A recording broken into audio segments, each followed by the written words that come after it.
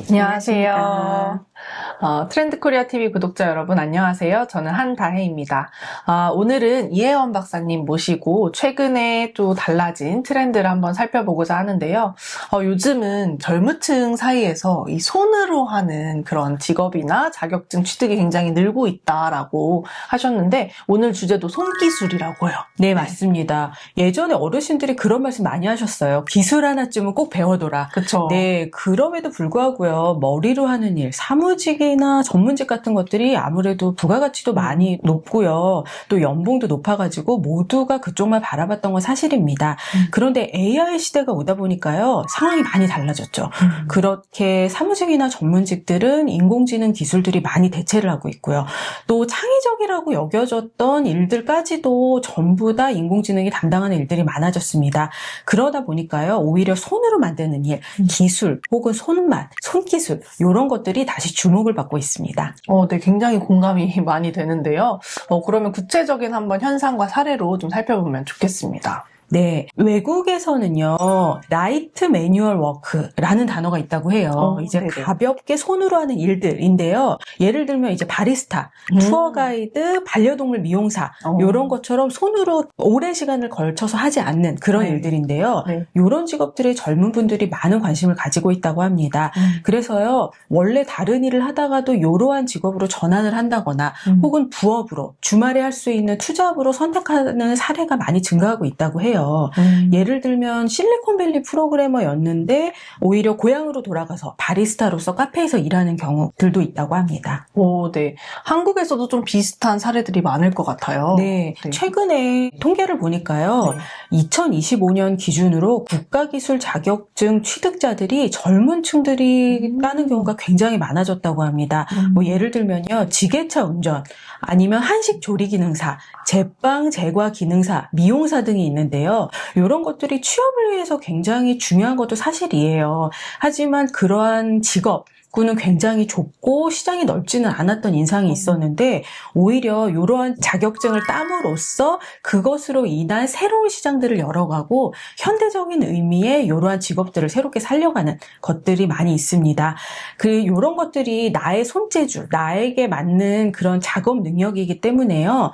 굉장히 힘든 것은 사실입니다. 네. 하지만요, 요즘 들어보니까 실제 급여도요, 상당히 높고 또 충분히 요즘 젊은 분들이 만족할 만한 그런 시세가 형성되어 있다고 합니다. 네.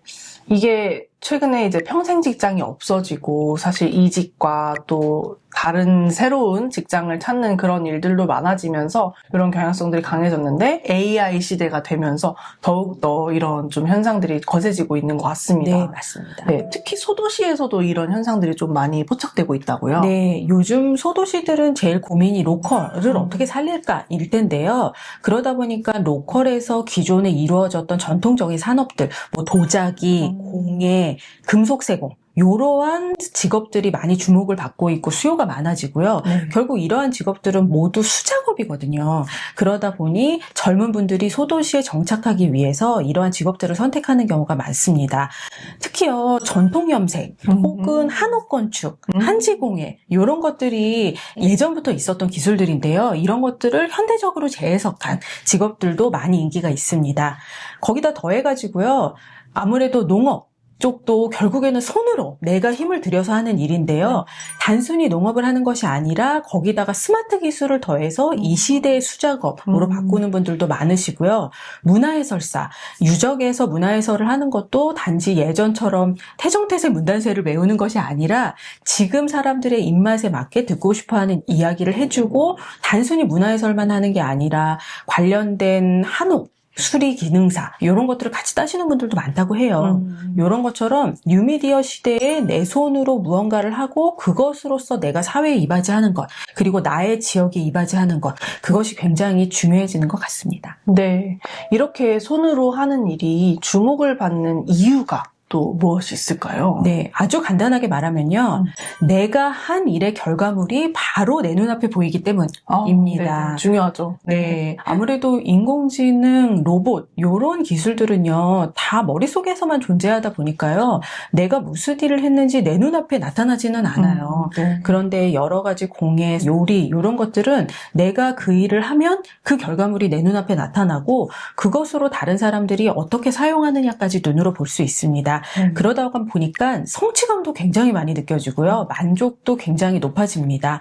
거기다 더해가지고요. 아무래도 나만의 개성을 나타낼 수 있는 미디어가 그만큼 많아졌기 때문인 것 같아요. 네. 인스타그램에서 여러 가지 해시태그 많이 그쵸. 보시죠? 네. 네, 거기 보면 뭐 핸드메이드, 크래프트 이런 식의 해시태그가 굉장히 많은데요. 최근에요. 글로벌 핸드크래프트 시장이 약 1940억 달러라고 하는데요. 네. 한화로 280조 원이에요. 예, 280조가 어느 정도인가 하고 제가 찾아보니까 현대자동차와 기아자동차의 한 해 매출을 합친 정도가 이제 손으로 하는 무언가를 판매하고 구매하고 하는 그 시장의 규모라고 하더라고요. 우리가 손으로 만드는 것들이 굉장히 작고 보잘것없어 보이긴 하지만 결국 우리가 사용하고 우리가 일상생활에서 쓰는 물건이다 보니 굉장히 큰 시장을 형성하고 있는 것 같습니다. 네, 이렇게 디지털 시대, 뭐 AI 시대라고 하지만 결국에 우리 사람들은 또 다시 내가 스스로 창조하고 만들어내는 그런 욕구를 좀 충족시키고 싶어하는 모습들이 좀 포착된다는 점에서 굉장히 재미있는 오늘 현상을 좀 살펴본 것 같습니다.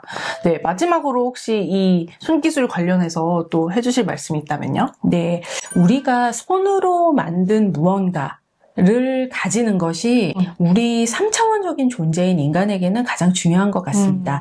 여러분도 지금 당장 뭔가 손으로 만들고 결과물을 내는 것으로 큰 성취감과 즐거운 만족감 얻으시기를 바라겠습니다. 네, 오늘 너무너무 재미있는 주제 가져와 주신 이혜원 박사님 감사합니다. 네, 그럼 저희는 다음에 또 재미있는 이야기로 찾아오겠습니다. 감사합니다.